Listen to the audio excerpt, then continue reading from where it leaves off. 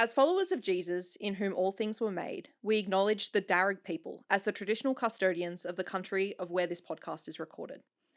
We acknowledge their continuing connection to the land and waters, and thank them for protecting this land and its ecosystems since time immemorial.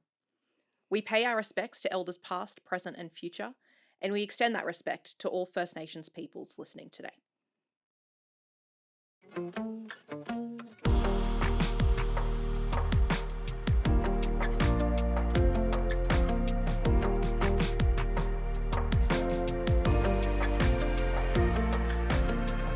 Hello, I'm Georgia. And I'm Simone. And welcome to episode 47 of the Hope Book Club podcast, although number 2 of the one that we're doing together, and our first major book review, Sim. Hope Book Club is where we gush about books and talk about literature from a hope-filled Christian lens. And we hope this podcast makes you think, makes you laugh, and most of all, makes you read. In this episode, we are deep diving into our February read, a beautiful Aussie fiction book called The Garden of Hopes and Dreams by Barbara Hannay. This, as always, will be a spoiler-free episode. So we have both read the book, but if you haven't finished or you haven't even started, you're fine to keep listening, and hopefully you'll find something really interesting to take away and hopefully pick up this book at the end of it. So, Sim, introduce the book. What's it about? So this book is sort of like the residents in like a Brisbane Riverview apartment block. They don't know each other, but they have no idea of the loneliness and the lost hopes and dreams that the others are experiencing. It sort of focuses on Vera, who's now widowed and is trying her hardest to create a new life for herself in sort of like a new and unfamiliar city and environment. And then you've also got sort of Maddie, and that's Maddie. Sorry if I stumble over that a little. But she is unlucky in love. She's been hurt a lot. Too many times. She's sort of stopped. She hasn't stopped. Wanting to find love and romance. So despite all these untrustworthy men, she's still refusing to give up on her chances of romance. And then you've got Ned, who is a reclusive scientist, and he has an unusual interest in bees and worm farms. So I wasn't sure what to make of him to begin with, but... Whereas I love Ned. Ned was automatically my favourite character. I'm like, science, give it to me. And then you've also got sort of the building's caretaker Jock, who is quietly nursing a secret dream. And when a couple of gardening enthusiasts from one of the apartments suggest that they all create like a communal garden on their rooftop, first, no one's interested. It definitely takes a few things to get them all kind of involved. But once they do come together and all the residents, including some other characters that I kind of adore as well, they do bond over their kind of, over creating their plants and produce, and somehow their lives all kind of become interconnected. Yeah, I really love the style of the book as well, how it is told mainly from the perspective of the two main characters, in this case Vera and Maddie, from their point of views. Yeah. But through their perspective, you get to learn about all these different characters and all these beautiful people that live in this building. And honestly, it's just made me want to move to this fictional Riverview apartment in Brisbane and start this community garden. I love plants, but I'm not a gardener, but it's made me go, ooh, well, maybe we could rooftop garden, but it's never going to be exactly the same. No, it's not going to be exactly the same. I want to talk a little bit about the author as well, Barbara Hannay, because she has quite an interesting story on her own. So she was actually born in Sydney, but moved to Brisbane when she was 4 years old. And actually that was my first question when I started reading the book. I'm like, is she from Brisbane? Because if she's not, she's doing a ridiculously good job at pretending that she is, because the detail that she had in just describing not only like infrastructure and the kind of vibe of the city, but there were just such little details that she did so well. So Barbara herself, she actually wanted to become a journalist. That was her lifelong dream. Her father actually talked her out of it. He said he didn't think it was a suitable career for a woman. which eyebrow raisers. But you got to remember, Barbara, it was a different era. time. It was a different era. Yeah. So she said that, she was an obedient daughter. So she decided to become an English teacher instead. And she did that for like 4 decades. And she says in a little bit of a ironic twist, she actually fell in love with a journalist who became her husband. So that was the closest she ever got. But they raised 4 kids together. She continued with teaching when all her kids were grown. But her love of writing never left her. In fact, for her kids, which I found so beautiful, she said that she wrote stories for them, she illustrated them, and then glued the pages together. And then on her sewing machine, she would make a spine of the book. Like she would quite literally make books for her kids. And I'm like, amazing, right? Standard of parenting is like way up here. Especially then, like you'd have to do it that way. It's not like you can just go down to the shops and get like office work and get it done. It's true. So it wasn't until she was actually teaching a year 11 class about popular fiction where she thought, I tell you what, I could have a go at this. This book that I'm teaching, I could write that. So she decided to have a go at writing romance novels. That was her one true love. Like she wanted to be a romance writer. And that was more than 20 years ago. She got pushed back by publishers, rejected. And then 4.5 years later, she got a call on the phone from Mills and Boon in London. And you'll know Mills and Boon, the most famous romance company. Place, yeah. And so that started her, romance writing career. And she wrote, I couldn't even count all the books that she'd written for Mills and Boon. I think there were over 20, between 20 and 30. It's amazing how many like books writers can kind of pump out sometimes. It blows my mind. It does. Because I'm like, I can't think of anything. So and then Penguin Australia actually approached her, and that's when she started her kind of more recent career move of those longer, multi-generational books that she's kind of well known for now. And Garden of Hopes and Dreams, it's kind of steered her writing into another direction as well. I think she's got 2 or 3 books kind of like this, which are more classified as, I guess, stereotypical women's fiction, where you have those kind of books around the central plot point, in this case a community garden, and you have the stories from multiple people. So that's how Barbara Hannay became a writer. I think that is fantastic. She's won so many awards. You can check her out on her website, and if the rest of her books are anything to go by, honestly, I'll be reading a lot more of her work. I definitely want to read more of her work. All right. First impressions, Sim, of Garden of Hopes and Dreams. Well, it's sort of like, like you said, the story is told sort of mostly from like Vera and Maddie's perspectives. But there are a lot of other characters as well that are kind of woven through. There's a lot of time jumps in there. So do be prepared for that. That was something that surprised me a little, that they actually opened with a time jump. And sort of like a flashback kind of scene. And I was like, oh, this is not what I thought this was going to be. But it definitely set the stage, I think, for then like what was going to become some of the main key points throughout the book. And I don't think this is a spoiler in saying this, because you're going to literally read it on the first page, but those time jumps were from Vera's earlier life and her marriage to her husband. She's now widowed, Felix, and she was originally from England, and it kind of tells the story of how she managed to find herself halfway across the world in Brisbane. And I got to say, it's a fascinating one for sure. Oh, absolutely. And what I loved about that was like there was almost a little sense of mystery as those little flashbacks came through. Yeah, you couldn't quite pick up the full story. Right until the very last page,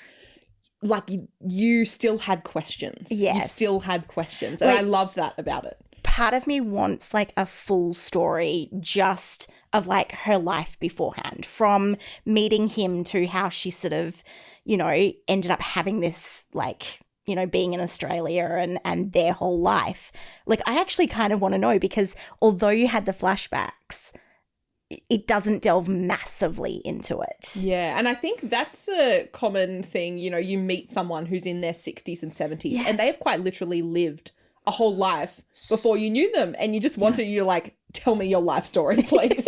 And that's what I wanted with Vera, because she's such an interesting character. And as well, like, and this is what I loved about the book was, you did get those flashbacks, but it was almost a little bit like she was sort of remembering those moments. And like you do in life, you remember just snippets. It's never the full life story. And even if you sit down with someone and go, tell me your life story, it's never going to be the full story. It's so true. It's so true.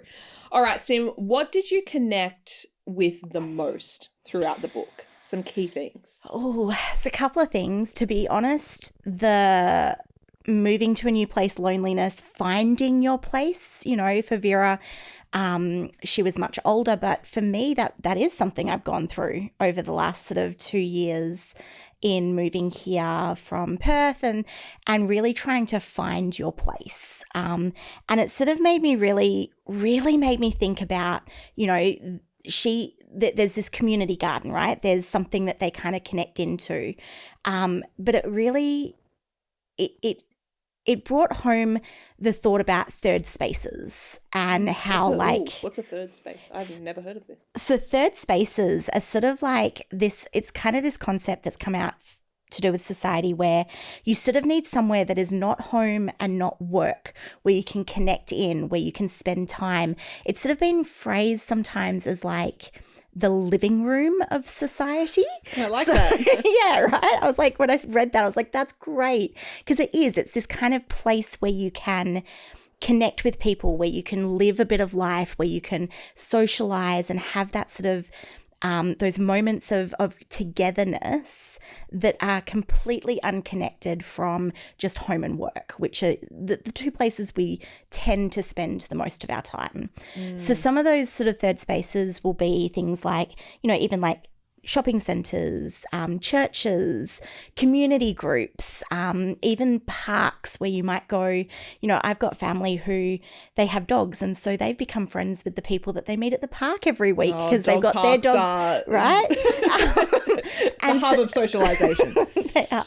And so there's places like that where libraries, these places in society where you can connect and you have opportunities to socialize and gain an understanding of the world and society around you that's maybe different to your experience just at home and work. Sure. Yeah, so that's definitely what the garden was for the people in the building, even though it was still technically in their homes, but not really. Yeah. And even, like I don't want to say too much, but even the way that some of the residents meet was in one of those third spaces out in, a plant store, where you might see someone you sort of know but don't know, and it's an opportunity to talk or to kind of connect in a bit.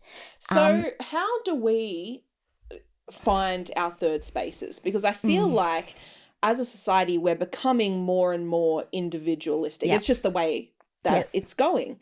For example, like I've moved away from my hometown, my family, my friends. I don't really have, I guess, a connection point in the place where I live at the moment, which is not necessarily, I don't really know what I'm missing, I guess. So I feel like it's sometimes really difficult to make that jump. And that's something we saw in the book. There are people that resisted the garden. There were people that found it really difficult to, I guess, connect with others and I guess break down the barriers, the walls that they'd set up to kind of keep themselves safe in their little bubble. So any advice? Look, I'm still figuring this out myself, and I would love to hear from, the book club, broader book club on, some ideas they might have. But it's definitely, I think, a few different places. Obviously, church is always a good place to, connect in, find people, find a community. But I also think things like volunteering can be an amazing way to kind of connect in with people and find a community while also like giving back and doing something. If you're one of those people that needs to be kind of doing something and not just like, sitting around or talking. Having a shared activity to do exactly. a purpose. Kind of makes it easier. That's a good one. Another one's, obviously book clubs. There's also, I think, finding those interest in community groups. Like if you like gardening, there are community gardens around, and or if you like, say, movies, there can be movie clubs, like finding a shared interest. But like you said, it can be tough to make that step and to move out of your comfort zone and seek those out. And that's something I think, for this, it was in their homes. So for a lot of them, they kind of ended up in this group, not necessarily planning or seeking it out, which is a little different. And I think it does make it difficult to take that step, but it also can be really rewarding. Look at the benefits, right? If Barbara's writing anything like real life, I want to be part of a third space, because you just saw at the end, it's beautiful. Having people that you can count on makes a massive difference. Okay, let's move on. Things that stood out during the book. I want to start here because seriously, you will account for this. I've not been able to stop talking about the way that Barbara wrote Australiana, like Australian landscapes, Australian culture, the way it wasn't even the overall vibe necessarily. It was the little details. It was the little descriptions of ferry rides on the City Cat on the Brisbane River, like things that you genuinely would not know unless you lived in Brisbane, for example. Well, for me, it was the coffee shops, the way she described like going and grabbing something for lunch or being in a coffee shop and, being part of a shopping centre at the same time, and the little stall. The store-bought jam roll that she got for dessert. I'm like, that is perfect. Like even the brie cheese on the Royal Dalton plate that she bought out for afternoon tea, bringing the jugs of cordial to the rooftop barbecue. And the eskies of food. It was just so uniquely Australian. And I think like even Vera's granddaughters were at a netball championship in Melbourne. And you're not going to hear about netball in literally any other book except an Australian one. So I love it so much. I don't think I realise how much I miss Australiana except when I'm reading it. And then I'm like, this is what I'm missing. Like it just feels like home. It feels nostalgic in like the best way. And it allows you to kind of see yourself in that moment or in those stories or in those characters so much easier, because it is your environment. It is describing a place that you're so familiar with. Absolutely. All right. What stood out for you, Sim? I think you have quite an interesting one. So, the first thing that stood out for me was just the contrast in Vera and Maddie's stories, and just, the subtle way that she, Barbara really showed the different challenges that these two women from very different eras. Yeah, like Maddie's in her 20s. And Vera's in her 70s. Yeah. And especially you see in those flashbacks as well, just the different challenges that as women they uniquely faced, but then also kind of showed how it still somehow boils down to the same thing a lot of the time, and just being able to see those subtle differences and how they were able to help each other through some of that. But there was one moment with them that I was like, wait, hold on. I'm confused and I need some help here, because this really stood out to me. There's a moment where Vera orders a pizza for Maddie, right? And she doesn't know Maddie well enough now to know her pizza toppings or anything like that, right? She does know she's not a vegetarian. So she's like, okay, I went with a safe option. And her safe option was pepperoni and olives. What? Now, pepperoni I get. Yeah, that makes sense. That's a safe option. Sure. Olives. No. Is olives a safe option? Absolutely not. I don't like, I like most foods. Olives are one of two foods that I do not like. I do not tolerate. I do not like them on pizza. No. Why would you assume that someone likes olives? They're the most controversial food. It is one of the most controversial. It's not even like, okay, I could understand if it was maybe, spinach or some other kind of safe vegetable. No. But olives? What would be a safe pizza option for someone you don't know and you know that they're not a vegetarian? Yeah. What would you order? I mean, look, pepperoni is a good option. That's fair. It's a fairly safe standard. Okay, apart from pepperoni then. maybe just like a ham and cheese. Yeah. So, okay, that's what I was going to say. I was going to say Hawaiian, but then the pineapple is way too controversial. No, way just too. ham and cheese. Just ham and cheese, I think, is safe. Definitely not olives. If someone I didn't know ordered me a pepperoni and olives pizza, I'd be like, why? Like, yeah. Maybe it's an inside joke that Barbara has with, I don't know. We're not questioning her too much. All right, takeaway message, Sim, that you took out of this book. So the big one for me was actually to do with some different characters, and just that sometimes we don't know what someone is carrying with them. We don't know what they're going through. We don't know what has hurt them in the past and that they're then extra wary about, I guess, what they're holding on to. And so it can really impact, and for ourselves as well, sometimes it's what we're holding on to and how we react to someone saying something fairly, to them inconsequential. Inconsequential. And so miscommunication, just how easy miscommunication can be. Well, I think we saw it in every character. Every character. Right? And then like a big part of that, I think, is sort of, so then it becomes a always choose kindness. For me, that was the big thing. Always choose kindness. Right from the start, Maddie's journey is kind of kicked off by a random stranger offering her some kindness in a moment. And I think, that carries on throughout the book, of just these little moments where they choose kindness with someone when there's potential for something to really blow up or to really get misconstrued or to not be understood. And so, and you still have those moments and then they kind of work it back. But ultimately, yeah, for me, it's, you don't know what someone's going through, so choose kindness. I love that. For me, I think the takeaway message would just be we all need community. And I think that has just been, hit home so hard in the last 4 years when community has been taken away from us on so many levels. Yeah. And community really enriches your life. No matter how comfortable you think you are in your little bubble, I can almost promise you that it will be made better by the right community and by the right people. And I think it's just really challenged me to get out of my little bubble a bit. And I encourage anyone who's listening, if you're feeling just a little comfortable with, your small circle, but you're wondering if there could be, other avenues for community to really try and seek those out. There was a great moment in the last chapter, and I won't spoil it, but it was like a full circle moment from the beginning of the book.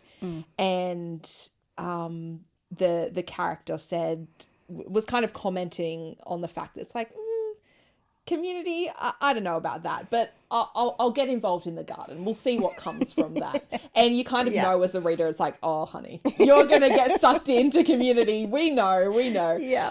But kind of that hesitancy, that was so human to me and so real, because I think it's just such a natural response of like, look, I don't know about this, but I'm going to give it a go anyway, and we'll just see what happens.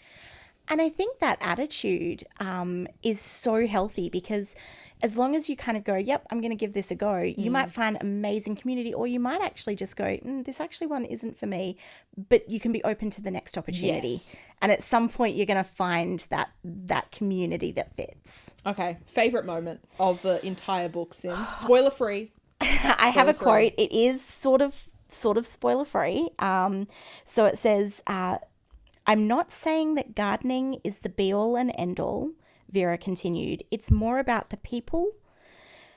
Before you can feel properly settled, you need to feel connected, don't you? And that was Vera. And for me, look, I'm not a gardener. Me neither. I did not relate to these beautiful herbs growing. I'm like, I kill everything I touch. But I was inspired. I would love to be a gardener. I'm not. However, I did love that, that ultimately it boils down to, it's not about what the specific community is. It is about sort of that feeling connected. And that's the key. It's always about sort of finding connection and being able to find, then I think, being settled, but also feeling content through that. Yeah. I love that. What about you? My favorite, I don't have a quote because it would be a spoiler, but I'm going to describe the moment as best as I can.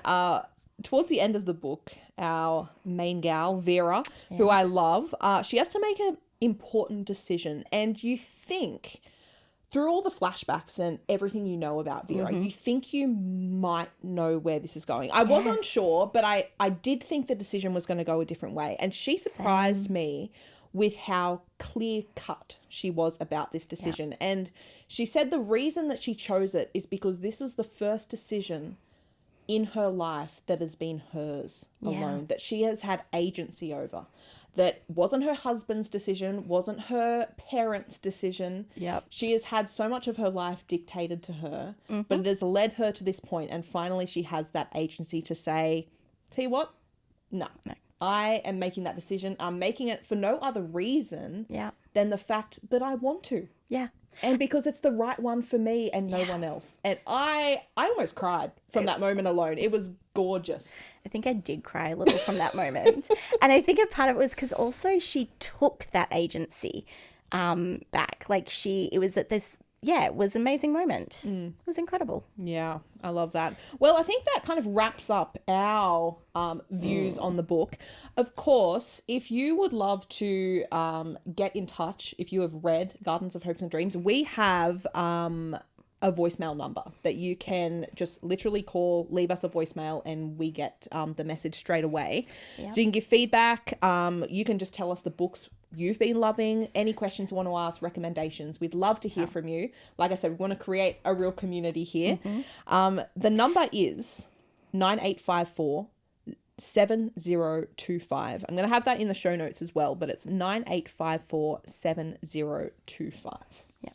And if you want to tell us about your pizza topping, safe pizza topping, I want to know about the olives. Is that normal? It's not normal. I can guarantee no one is going to think that is normal. Anyway, we do actually have one voicemail. We do. So we want to share this one that we got from Pat. So here's a message from Pat with her thoughts on the book. Hey Simone, I thought I'd ring in and just let you know how I thoroughly enjoyed the characters in the Garden of Hope and Dreams book, and I really am glad you suggested it. It was such an uplifting story of friendship, connection, community and kindness, and I particularly liked Vera and Ned. I enjoyed the different backgrounds and how they all came together and supported each other. That was really nice. And I had a soft spot for Maddie, but I just got annoyed with her choosing the wrong men all the time, and I was just hoping her and Ned would get together. Anyway, the other bonus was I really enjoyed how it was set in a city apartment, and it just addressed the current issue that people face regarding loneliness. So I thoroughly enjoyed it. Thank you so much, and I look forward to the next book that you recommend. Have a great day. Bye. Thanks, Pat, for that. I know that Pat loved the book, and I think you can hear her enthusiasm in that message there. And of course, like I said, if you want to send us a voicemail, you can, or you can join our Hope Book Club Facebook group. We post regularly in there, lots of conversations happening at the moment, so you can share your thoughts about the book there. Simply search for Hope Book Club on Facebook, and you can find that in the show notes as well. So without further ado, would love to introduce the next book, which is not going to be reviewed in our next episode, but the one after, so the one in a month. We are going to be reviewing Before the Coffee Gets Cold by Toshikazu Kawaguchi, Japanese author. This is actually a series. It is. So it's the first of 3 books. So you've got to make sure you do read the Before the Coffee Gets Cold. That's it. Don't no extras on top of that on the titles or anything like that. It was published in 2015. So it is the first, and it is a short book. So it'll be easy to kind of blow through. Yeah, and all the covers are really similar, so make sure you do read the first one. You do need to make sure. Very excited for this one. This has been getting a lot of hype over the past 6 months or so, as the third iteration of the book has come out last year. So very excited for this one. Like I said, a short story, and similar to Barbara's in the fact that it actually follows multiple people's stories. So you kind of get a lot of perspectives, a lot of different life experiences. So if you're a fan of this, you'll probably be a fan of Before the Coffee Gets Cold. And yeah, if you want to chat, ask us questions, give recommendations of what you've already read, or if you've already read before the coffee gets cold, we would love to hear your thoughts. So please make sure you send through us a voicemail. So I'm just going to say that number again. It's 0298547025. Or you can leave a message or post in the Hope Book Club Facebook group. And all of that info is in the show notes. Don't worry about remembering it. Yeah. So we'll be back in 2 weeks with a little bit of a shorter episode, a little mini episode. We'll be discussing what books we're loving at the moment, and also the ones that we can't wait to read that are at the top of our TBR pile. I've really got to think about this. It's a huge pile. So we're also going to be answering some of your voicemails and messages. Yes. So make sure to join us in a fortnight.